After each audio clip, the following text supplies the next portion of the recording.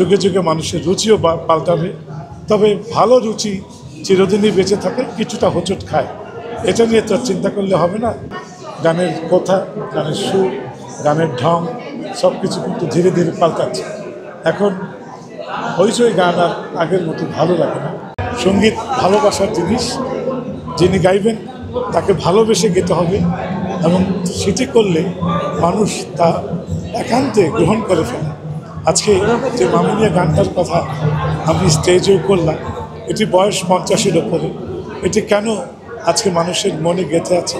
কারণ একটি, সেটি হলো গানের প্রতি শিল্পীর ভালোবাসা, এবং শিল্পী আগ্রহ করে দর্শকরা যেন ভালোবেসে গানটি শোনে। আপনারা শুনেছেন, তাই হয়তো এই অর্ধ শতাব্দী এখনও বেঁচে আছে।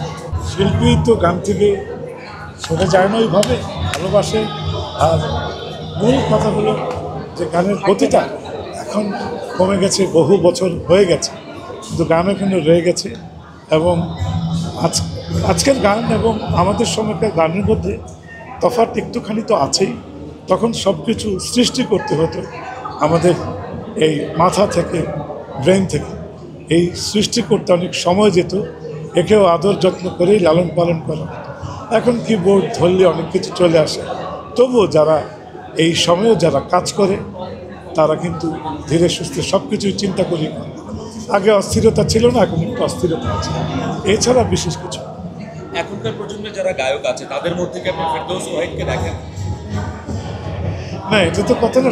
সর্বকুলেই এই আমাদের আজম খান, ফিরোজ শাহী, তার আগে যারা ছিলেন সব একসময় ফকির আলমগীর, এরা সব চলে, যুগে যুগে পরিবর্তন হয়।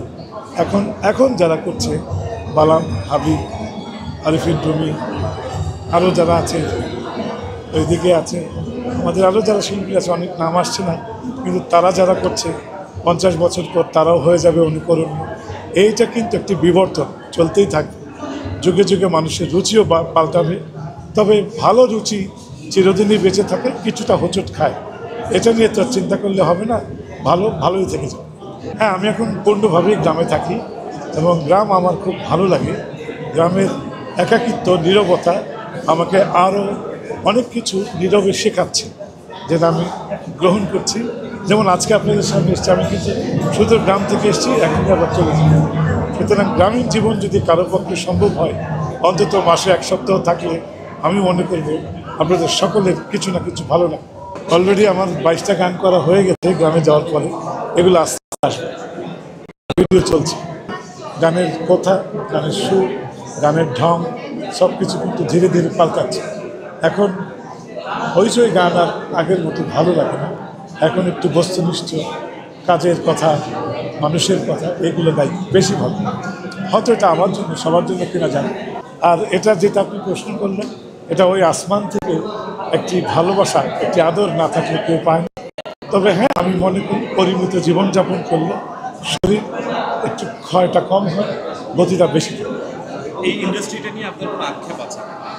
না, কোনো আক্ষেপ নেই। কেননা আক্ষেপ যেগুলোতে হয় সেগুলার স্বীকৃতি পাওয়ার মতো ঘটনাগুলো ঘটে। আজকে একটু স্বীকৃতি পেলাম, স্বীকৃতি এটা ছোট বড় থাকে না। ভাগ্যে যখন যেটা হবে আমি ওটাতেই বিশ্বাস করি।